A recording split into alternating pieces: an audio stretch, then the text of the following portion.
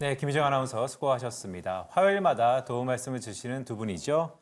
작가 유튜버 테이버 작가와 주식회사 플래처 김덕호 대표입니다. 안녕하십니까? 네, 반갑습니다. 자, 오늘 시장을 주도하는 종목은 무엇인지, 그래서 우리는 여러분들이 가장 궁금해하실 그 종목들 사야 될지 말아야 될지 현 시점에서의 전략을 세워보도록 하겠습니다. 바로 볼까요? 업종으로는 첫 번째, 석유, 가스 관련해서 이야기를 안 할 수가 없습니다.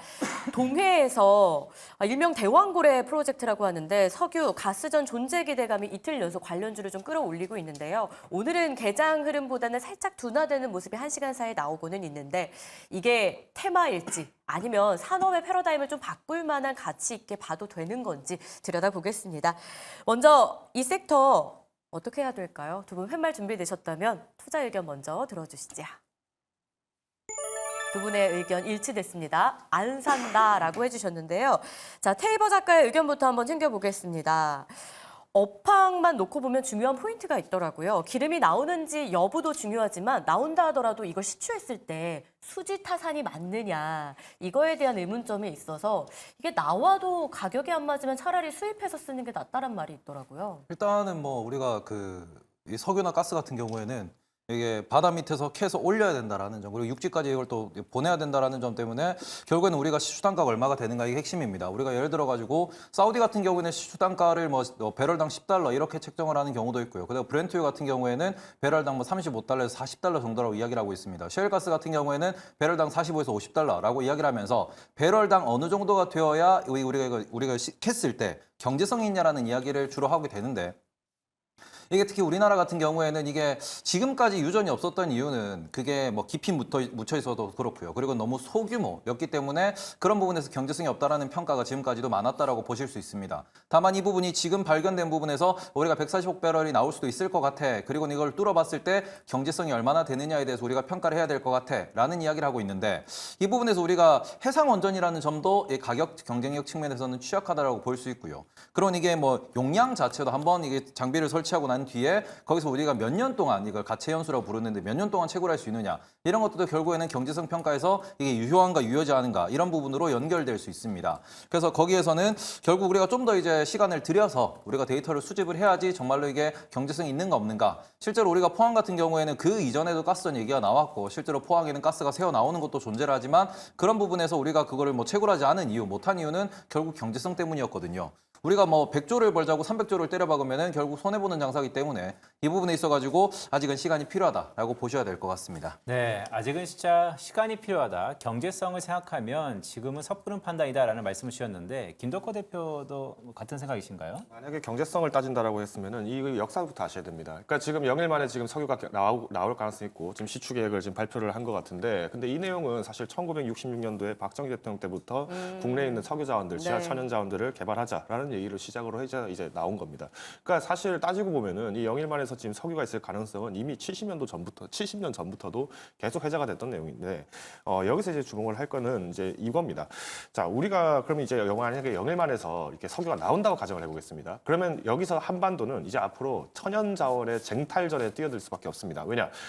우리가 보통 이제 석유 자원이나 이런 천연가스를 시추를 할 때는 이 대륙붕을 기준으로 선택을 많이 하게 되는데, 보통 이곳은 이제 육지의 연장판이라고 보시면 됩니다. 그러다 보니까 뭐 석유, 석탄, 철광석, 뭐 많은 천연 자원들이 지금 매장이 돼 있는데, 그럼 우리나라는 3면이 바다입니다. 그러다 보니까 우리나라를 주변으로 해서 지금 뭐 1광구부터 해서 지금 8광구까지 총 9개 광구로 선정돼 있는데, 지금 영일만은 기껏 해봐야 6-1광구입니다. 그러다 보니까 사실 제한적인 곳에서 이 정도가 나왔다. 그러면 여기서 문제가 되는 거는 내년에 한번 반드시 해자가 될 수밖에 없는 7광구가 문제가 됩니다. 7광구가 1974년도에 한국이 이제 독자적으로 개발하겠다라고 착수를 했었는데 70년도부터 착수하겠다고 했는데 일본이 이제 회방을 놓았죠. 그래서 74년도부터 78년도까지 이제 조율을 하게 되고 1978년도부터 해서 이제 한일 공동 수역으로 7광구를 이제 선정을 하게 됩니다. 제주도 남방에 있죠. 자, 근데 여기서 50년 동안 공동 개발 협정이 맺어져 있기 때문에 협정 만료인 2028년 3개년 전 2025년 6월 전까지는 만약에 개발을 지금 현 상태로 진행하겠다 안 하겠다 양자 모두가 합의가 진행이 돼야지만이 더 이상 조율 없이 진행이 되는데, 만약 이 부분들을 공동 진행을 하지 않는다, 내년 6월까지 진행을 착수하지 않는다, 그러면은 우리는 지금 7광구에 있는 80%의 면적을 그냥 일본에다 냅다 넘겨줄 수밖에 없습니다. 자, 그러면 오히려 지금 영일만에서 석유가 나오는 거에 대해서 우리가 잠깐 좋아한다? 그보다 훨씬 몇 배, 몇십 배 큰 매장량을 기대가 되고 있는 이 칠광구 지역에 대해서는 오히려 남한테 준다. 이거는 문제가 된다는 거죠. 아마 뭐 이런 문제를 좀 말씀드리면 좀 민감할 수는 있겠습니다. 뭐 지금 정권이 뭐 친일 정부다, 뭐 일본에 넘기려다, 뭐 이런 말씀하실 수도 있는데 이게 뭐 일본에만 넘어가는 문제는 아닙니다. 뭐 지도를 보시면 아시겠습니다만은 과거에 이 대륙붕에 대해서는 이제 거리를 설정을 할 때는 연장선을 주장을 했었는데 이게 1985년도에 국제사법재판소에서 이제 법안이 바뀌면서 판례가 바뀌면서 이제 각국 주변국들에 대해서 이제 중간 정도의 경계선을 합의를 해라라는 식으로 이제 거리선으로 이제 법안이 바뀝니다. 그러다 보니까 우리나라가 지금 현재 일본과 한국과 공동으로 조사할 수 있는 수역이 거의 뭐 20%에서 10% 정도로 줄어들고요. 일본 같은 경우도 지금 칠광구 지역을 전체 다 할 수가 없고 오히려 중국도 약 40에서 45% 정도가 차지할 가능성이 있다. 이렇게 지금 나타난 겁니다. 그러면 여기서 이제 석유 테마가 더 가려고 한다. 그러면 당연히 일본은 1년 동안 시간을 끌 겁니다. 1년 뒤부터는 이제 3개년 동안이 남았기 때문에 중국이 들어오는 걸 막기 위해서 한국 측에 뭔가 대가성 요구를 하겠죠. 그러면 여기서 저는 문제가 되는 게 일본이 지금 팽창주의를 요구한다. 그럼 저는 여기서 거래가 될 수 있는 대상 중 하나가 네이버의 라인이 되지 않을까라고 저는 판단하기 때문에 이 석유 테마는 1년 동안 조금 변동폭이 보일 겁니다. 그래서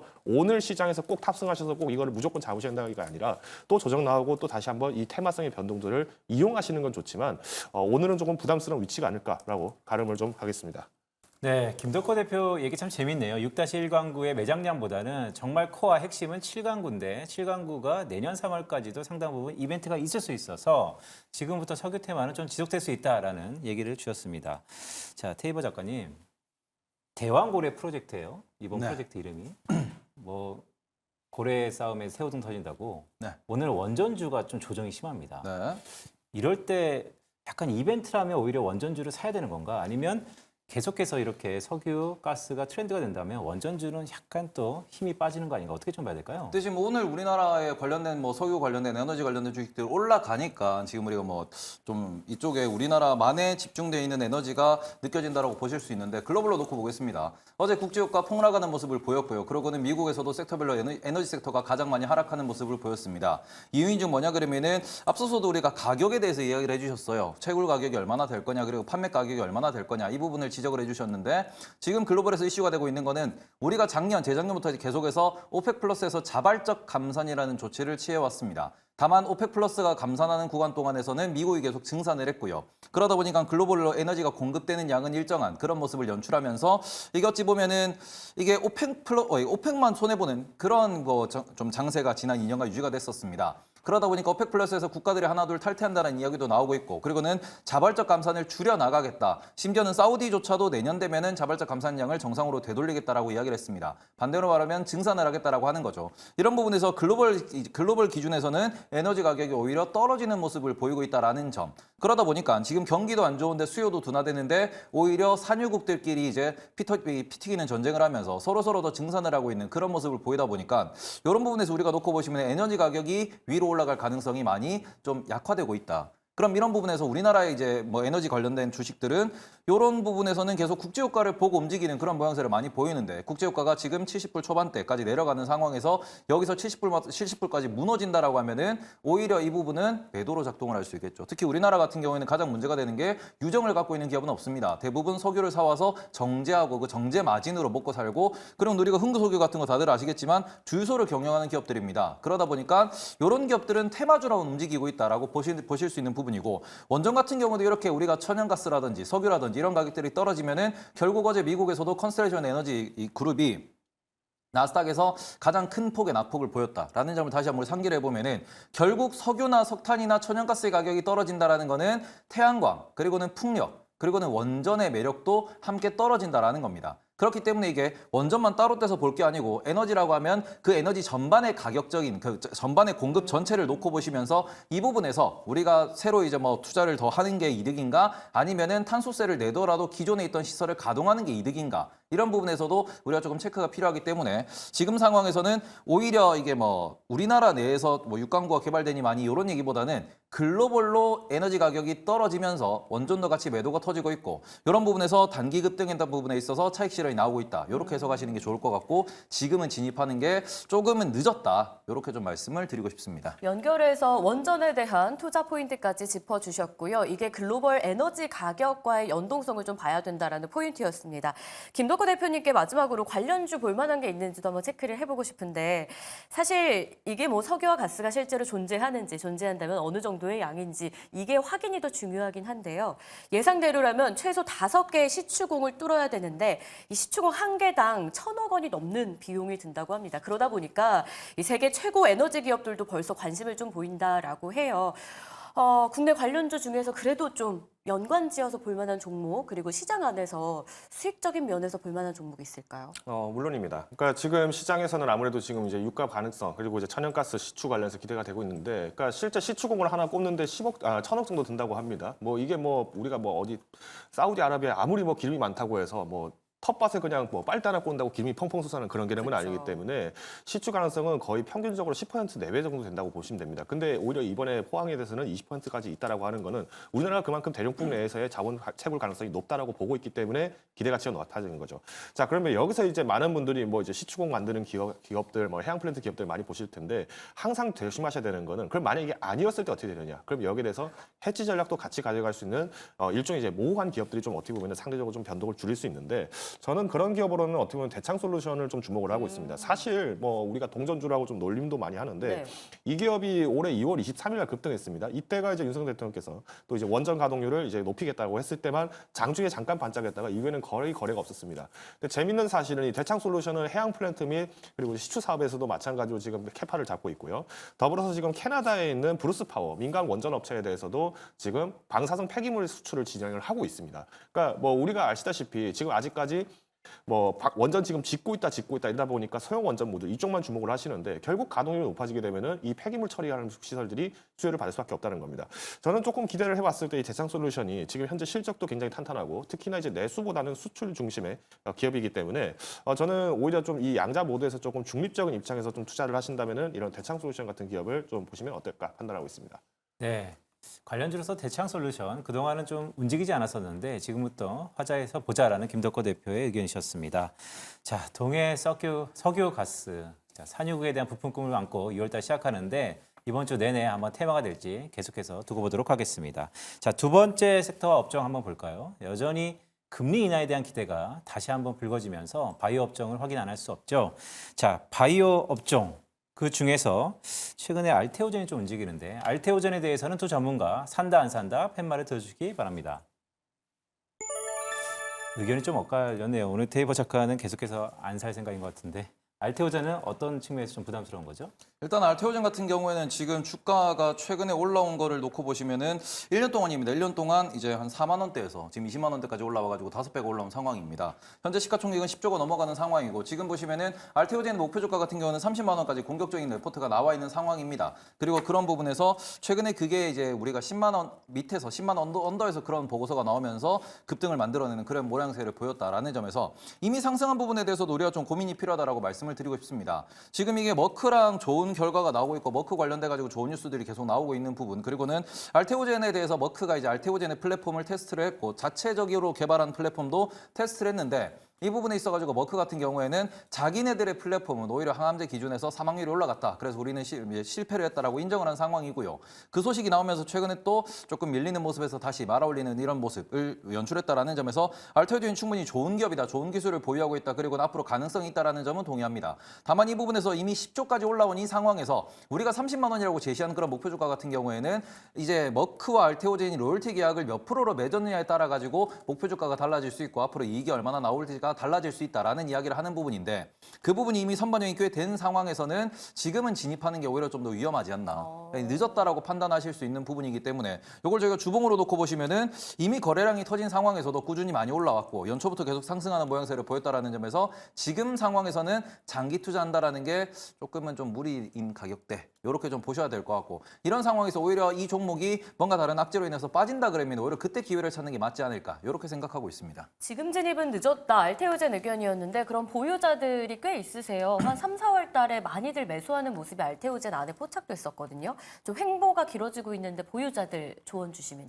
최근에 보시면은 우리가 알테오젠도 마찬가지고 뭐 변압기도 마찬가지고요. 네. 화장품도 마찬가지고 지금 알테오젠 같은 경우도 20일 라인을 지지하고 난 뒤에 여기에서 오히려 수급이 몰리면서 또다시 신고가를 노리는 그런 모습을 보이고 있습니다. 그러면 이런 종목들 같은 경우는 제가 말씀드릴 수 있는 거는 그냥 우리가 원금만 빼고 지켜보시라. 그러니까 우리가 매도한다라는 게 매도 전략이 있어가지고 한번 추세를 타기 시작한 그런 종목들 같은 경우에는 그 추세가 깨지고 우리가 매도 시그널이 어디가 나오느냐 그걸 좀 찾아보셔야 되는데 지금 알테오젠 같은 경우는 21선에 계속 지지하면서 올라가는 모습 네. 그리고는 최근 같은 경우에는 61선까지도 지지하고 올라가는 모습을 보였기 때문에 이렇게 되면은 21선을 이탈하고 61선을 이탈할 때 그때 분할 매도를 하면 된다라는 점 여전히 수급이 좋고 여전히 차트가 예쁘다라는 점에서는 오히려 신고가 영역으로 가면은 정말 목표 주가 30만 원까지도 올라갈 수 있는 부분이거든요. 그래서 그렇게 된다 그러면은 지금 우리는 매도 시그널을 잡아야 되는 그런 타이밍에서 보유자들은 그냥 불안하시면 원금만 빼셔라. 굳이 팔 필요는 없는 기업이다. 이렇게 말씀을 드리고 싶습니다. 네, 보유자들이 원금을 지금 상환하고 나머지 이익분을 갖고 계속해서 추세를 보자라는 말씀을 주셨습니다. 사실 좀 공격적인 트레이딩 전략인데 자, 김덕호 대표는 알테오젠에 대해서 좀 긍정적으로 보셨어요. 일단은 이제 미국 머크사가 이제 키트루자에 대해서 이제 임상이 실패가 됐는데 이 부분을 좀 부각을 드린다면은 결국 이제 알테오젠의 기술 없이는 뭐 실질적으로 매출 잡기 어렵다. 이 부분을 좀 반증을 할 수 있을 것 같고요. 뭐 이 여기에 대한 소식은 뭐 지난 이제 2주 전, 3주 전부터 좀 이슈가 반영이 됐기 때문에 그 기대감들이 그렇게 생각보다 높지는 않습니다. 오히려 지금 이제 좀 입지를 좀 다지고 주가의 이제 바닥을 좀 다지는 모습이라고 저는 보고 있는데 저는 지금 시점에서 이제 만약 매수를 한다라고 하시면은 물론 상방에 대한 부분들에서의 돌파는 아까 테이블 작가님 말씀하신 것처럼 이제 25만 원 선 이상을 23만 원 선 이상을 돌파를 하냐가 관건이라고 보고 있습니다. 때문에 지금 오늘 저는 오히려 보유자분들이라 하더라도 굳이 무리하게 매도를 하실 필요는 없다. 저는 오히려 좀 더 공격적으로 좀 말씀을 드리고 싶고요. 때문에 이제 뭐 오늘 좀 신규 탑승하신 분이라 하면은 만약에 내가 좀 손절을 잡는다. 이때만 이제 기술적으로 대응을 하시는 게 중요하기 때문에 19만 원 선 이탈을 한다. 그러면 이때 이제 바이오 종목들에 대한 조정인지 아니면은 이 알테오젠에 대한 이제 악재성 보도가 나온 건지 여기를 좀 확인하실 필요가 있는데 일단 뭐 지금 아스코도 진행이 되고 있고 뭐 지금 많은 바이오 기업들이 지금 주가를 계속 높여가고 있죠. 아스코가 끝나고 나면은 좀 일시적인 조정은 나올 수 있다고 봅니다만 이 19만 원 선과 20만 원 선 사이에서의 지지선 확인 여부만 된다면은 크게 문제는 없을 것으로 판단하고 있습니다. 좋습니다. 그래도 긍정적인 의견을 김덕호 대표를 통해서 들어볼 수 있었는데 어쨌든 안 산다라고 알테오젠 의견을 주셨기 때문에 테이버 작가에게 한 번 더 의견을 여쭐게요. 제약바이오가 사실 6월에 기대감이 꽤 높잖아요. 아스코도 있지만 그 밖에 글로벌 학회가 한 5개 이상 준비가 돼 있더라고요. 6월 한 달 동안에만요. 네. 그렇기 때문에 뭐 유한양행도 올라오고 있고 셀트리온 제약도 오늘 상승이 포착되고 있는데 다른 제바 안에서는 볼만한 종목 없을까요? 일단 셀트리온 제약 같은 경우에는 전통의 테마주다라고 보셔야 될 것 같고요. 네. 뭐 신약 파이프라인보다는 그냥 바이오 수급으로 간다라고 보셔야 될 것 같고 유한양행 같은 경우에도 뭐 작년, 재작년부터 보시면 계속해서 올라오는 모습을 보였습니다. 우상향을 하고 있는 그런 상황이지만 결국에 지금 이벤트성으로 우리가 제로 매매로 접근해야 되는 그런 주가 수준, 주가 레벨이라고 보실 수 있거든요. 그럼 이런 상황에서 바이오에서 국내에서 잘하는 거 계속 이제 말씀을 드리고 있는데 국내에서는 결국 제조업을 잘한다라는 점. 그러니까 저 같은 경우에는 지금 당장 우리가 바이오를 봐야 된다 그러면은 오히려 우리가 CDM으로 하는 그런 기업들, 우리가 위탁 생산하는 기업들 같은 경우에는 최근에 주봉을봉 보시면은 대부분 지지선 근처까지 내려와 있는 상황입니다. 그런 부분에서 뭐 삼성바이오엑스도 마찬가지고 동아ST도 마찬가지고 그런 기업들 우리가 뭐 CDMO 한다라는 그런 사업 혹은 플랫폼 사업을 한다라고 하고 앞으로 좀 기대감이 있다라고 그리고는 또 중국에 대한 규제에 있어가지고 반사수혜를 받는다라는 그런 기업들 보시면은 최근에는 주목을 받지 못하고 있거든요. 지금 같은 경우에는 우리가 뭐 섹터를 선택함에도 있어서도 그리고는 우리가 주도주 혹은 매매에서도 내가 주도주가 없다라고 하고 지금 들어가기 부담스럽다 그러면은 항상 말씀드리는 게 다음 주도주를 찾아보자라는 거거든요. 여전히 우리가 바이오업계에서 호재가 될 거는 뭐가 있냐 그러면은 수출에 대한 실적 증가 기대감 그리고는 미국이 중국을 규제한다라는 그 기대에 있어가지고 중국을 규제했을 때 우리나라 실질적으로 수혜를 받을 수 있는 업종들 그런 기업들에 대해서 가장 강력하게 말하는 거는 결국에는 제조업이 될 것이다. 우시엔텍에 대해서 규제를 때리는 거기 때문에 거기에 반사수혜가 있는 기업들을 우리는 지금도 계속해서 지켜봐야 된다라고 생각하고 있습니다. 바이오 전반적으로 안에서의 순환매가 좀 나타날 수 있을 거라는 말씀을 주신 것 같은데 그래도 다시 한번 알테오젠에 대해서 보유자들이 말씀드렸던 것처럼 원금을 회수하는 것도 좋은데 이 원금을 회수하는 것은 다른 쪽의 바이오를 또 사야 된다는 것으로 바꿔 해석할 수 있잖아요. 그럼 말씀드렸던 것처럼 알테오젠의 원금을 빼서 다른 걸 집중적으로 사야 될 종목이 있다면 무엇일까요? 바이오 내에서 말씀을 하셨나요? 바이오 내에서는 만약에 집중적으로 산다 그러면 앞서 말씀드린 뭐 삼성바이오로직스 뭐 그런 쪽이 좀 맞지 않을까. 근데 어차피 삼성바이오로직스 같은 기업들은 수익률을 크게 가져가는 종목이 아니기 때문에 그런 상황에서 알테오젠 같은 경우에는 급등을 했으니 우리가 100% 이상 수익이 나면은 저는 투자 원칙에서 100% 이상 수익이 나면 원금 뺍니다. 그거를 말씀을 드린 거고 일단 거기서 계속 끌고 가고 싶다라고 하시면은 결국 차트 5일선, 11선, 21선을 깨고 내려올 때 그때 내가 비중을 조절하고 분할 매도를 하겠다라고 그렇게 접근하시면 되지 않을까 이 정도로 생각하시면 될 것 같습니다. 김덕호 대표님도 제약바이오 정리 좀 도와주세요. 5월에 유난히도 추웠던 업종이잖아요. 6월엔 좀 반등 계기 삼을 수 있을까요? 6월은 일단 바닥 다지는 게 제일 중요하다고 봅니다. 네. 왜냐하면 이제 아까 말씀하셨던 것처럼 지금 학회들이 굉장히 많이 있는데 여기서 이제 거론되는 후보주자들은 뭐 사실상 5월 이후부터 이제 굉장히 많이 좀 유심이 되지 않았나 보고 있습니다. 실제로 이 알테오젠 같은 경우에도 뭐 굉장히 많은 분들이 쥐고 계시다가 좀 언제부터 많이 줄어들었냐면은 4월이 되면서 이때 좀 손바뀜이 굉장히 빈번하게 일어났습니다. 이 부분은 아마 종목별로 좀 차이는 있겠습니다만은 뭐 신용잔금, 그러니까 신용자 대금이라든가 이런 부분들을 좀 참고해 보시면은 좀 전략적 매매는 가능하다고 보고 있고요. 때문에 뭐 우리가 지금 뭐 많은 종목들이 거래되고 있는데 뭐 앞서 말했던 뭐 유한양행도 굉장히 좋고 뭐 삼천단제 좋고 뭐 다 좋습니다. 근데 여기서 이제 조심하셔야 될 거는 그러면 우리가 이 종목에 대해서 지금 기대 가치가 높다라는 거는 당연히 여기에서 뭐 융자나 혹은 뭐 대출 좀 많이 활용을 해서 접근하기 때문에 실망 매물이 나왔을 때에 대한 변동폭이 커지는 것은 분명하다고 봅니다. 그러면 상대적으로 조금 이런 기술적 매매를 하시는 분이다라고 하셨을 때는 저는 일단 기업 자체의 펀더멘탈 이걸 당연히 중요하게 보고 있습니다만 이 부분이 안 된다고 하면은 빠르게 조금 종목을 좀 축소하시는 전략으로 가는 게 맞지 않을까라고 판단하고 있습니다. 자, 이렇게 해서 제약바이오, 알테오젠까지 정리 도와드렸고요. 다음 섹터는 2차 전지로 넘어가겠습니다. 14개월 만에 반등한 양극재, 우리에게 바닥 확인을 해주고 이제 상승의 시그널로 해석해도 되는 건지 궁금하실 것 같아요. 다만 최근에 신저가를 기록한 LG엔솔, 올 들어만 35% 하락한 에코프로, BM 등 참 바닥인지 더 아래가 있는지 궁금하실 것 같습니다. 투자 의견 먼저 받아보겠습니다. 2차 전지에 대한 의견입니다.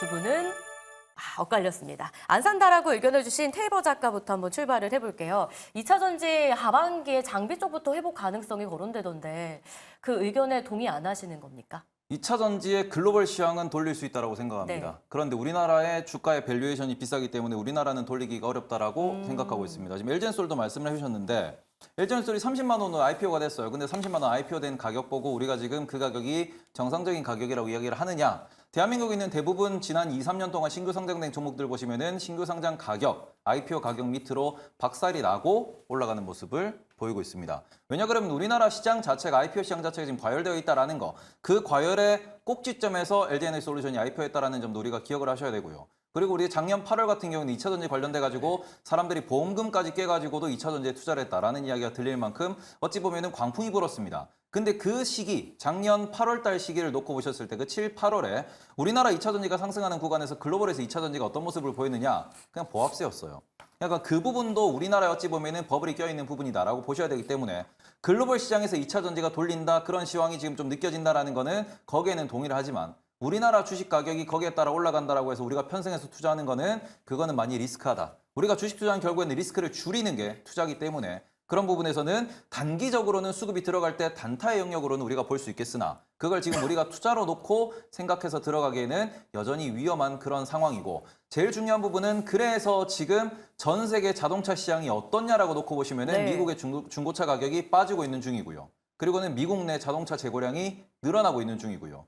이런 상황에서 우리나라 현대차, 기아 같은 경우는 주가가 좋은 게 전 세계 자동차 시장은 줄어들고 있지만 그 내에서 시장 점유율이 올라가고 있기 때문에 현대차와 기아는 좋아 보입니다. 그런데 지금 글로벌 자동차 시장은 점점 줄어들고 있는 상황이고요. 그나마 전기차가 늘어나고 있다고 하는 곳은 중국입니다. 나머지 국가들은 전기차도 늘어나지만 전기차보다 오히려 하이브리드에 집중하고 있다는 점. 그래서 그런 부분을 놓고 보시면은 지금 벤츠도 전기차를 포기를 했습니다. 그리고는 벤츠는 전기차를 조금 미루는 상황에서 하이브리드를 우선시로 가겠다라고 이야기가 나오고 있는 거고 다른 브랜드들도 전기차에 올인하는 게 아니고 전기차와 하이브리드를 병행하겠다라고 이야기하고 있습니다. 이런 부분은 우리가 작년에 생각했던 전기차의 장기적 시계열, 장기적 방향성이 조금 훼손되는 거기 때문에 이런 부분에 있어서 여전히 우리는 바닥을 확인해야 되는 그런 섹터로 취급해야 되지 않나 이렇게 말씀드리고 싶습니다. 네, 글로벌 2차 전지와 국내 2차 전지 섹터의 디커플링 가능성이 좀 더 불거지고 있는 것 같다. 가격이 좀 비싸다는 말씀을 주셨습니다. 자, 김덕호 대표는 생각이 좀 다른 것 같아요. 일단 장기적인 부분보다 단기적인 변동성에 조금 대응하자라는 부분에서 단기적인 반등을 좀 노리는 부분에서 2차 전지는 충분히 매수가 가능하다고 보고 있습니다. 네. 일단 뭐 인터 배터리도 있고요. 뭐 세계 인프라 충전 엑스포도 있죠.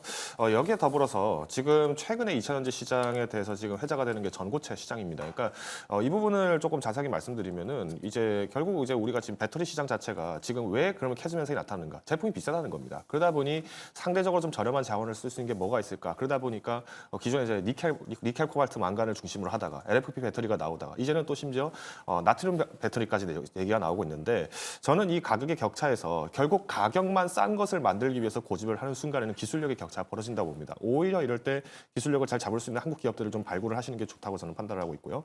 아까 이제 태부 작가님 말씀하셨던 것처럼 지금 글로벌 자동차들이 지금 하이브리드 차량을 굉장히 많이 선호를 하고 있습니다. 왜?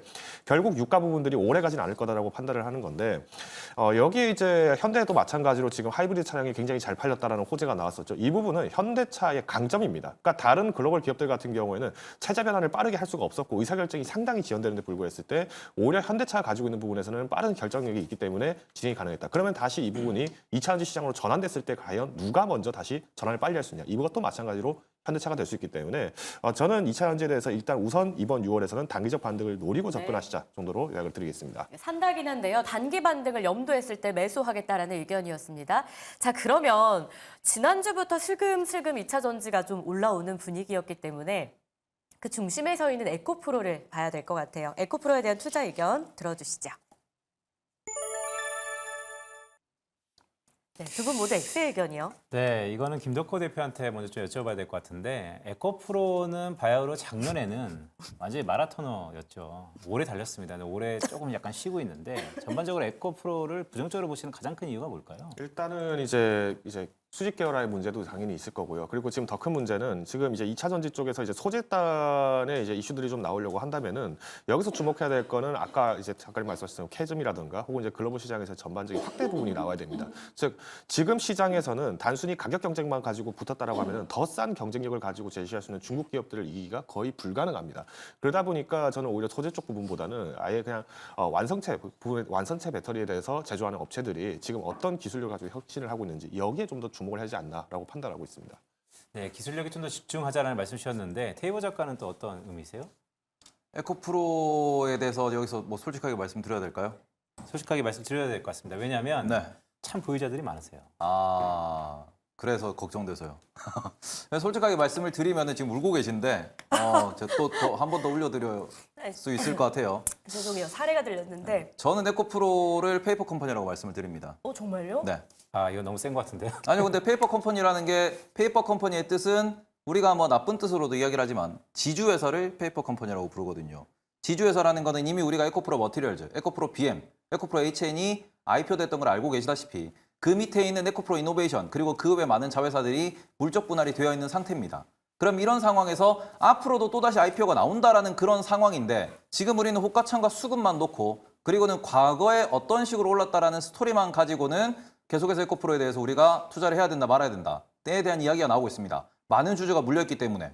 근데 그 이유 때문에 우리가 그냥 많이들 물려있으니까 주가가 올라야 된다라고 하는 거는 그 기업의 본질, 주식 투자의 본질에 있어서 어긋난 뭔가 좀 토론이라고 생각을 하기 때문에 지금 물적 분할되어 있는 기업들 IPO 하기 위해서 우리가 물적 분할하고 7년 뒤에 IPO해야 된다라는 그 규제가 나오기 직전에 물적 분할한 기업들입니다.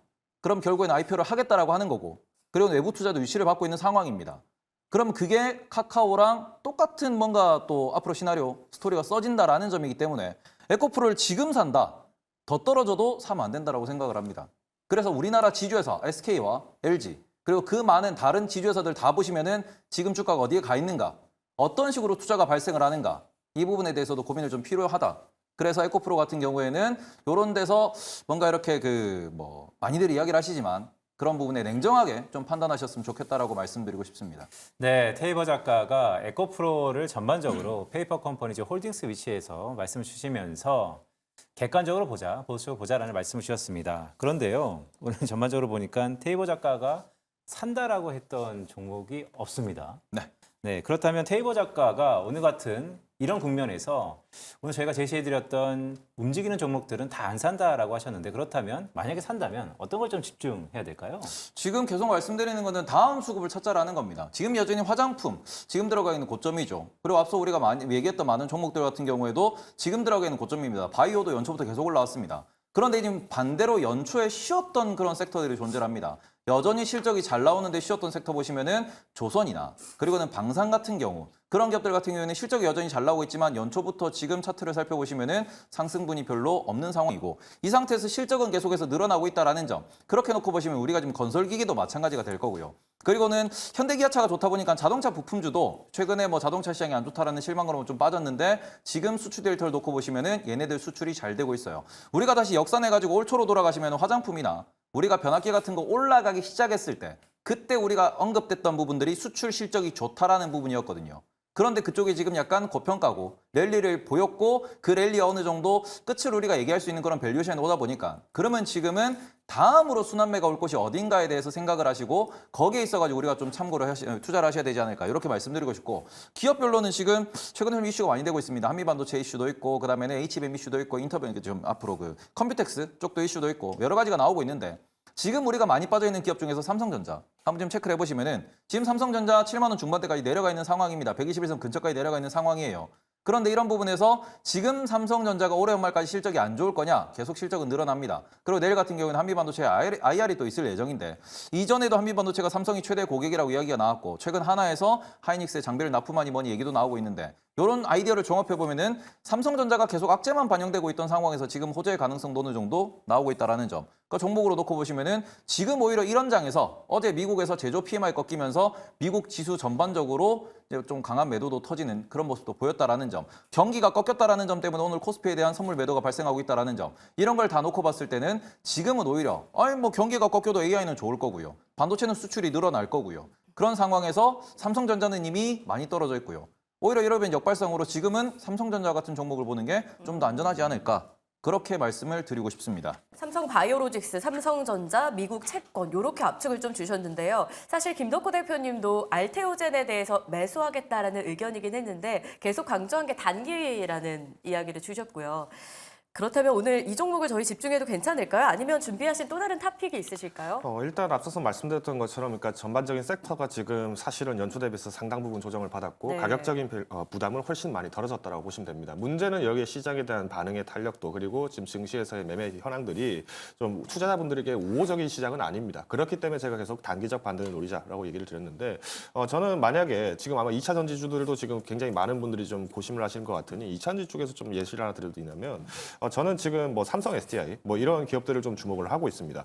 뭐 이미 1분기 실적이 발표가 됐지만은 이제 배터리 3사 중에서 유일하게 그래도 홀로 생존을 했다라고 좀 볼 수 있을 것 같은데 사실 뭐 LG 에너지 솔루션도 뭐 이번에 뭐 영업이익이 괜찮다 뭐 얘기는 하셨습니다만은 이거 미국에서 세액공제 받은 거 빼면은 뭐 적자입니다. 그러다 보니까 오히려 세액공제 받았던 부분들 SDI가 받은 부분만 감안하더라도 영업이익률이 4%다. 견고한 수준에서 좀 나온 거죠. 오히려 저는 이 SDI 부분을 주목하고 있는 것이 2020년도부터 해서 이재용 회장이 SDI 방문하고 나서 이제 전고체 배터리 개발 계속 지시했었는데 이게 지금 기아랑 같이 합작을 해서 중국의 지적재산권을 이제 인정받은 게 4월이었습니다.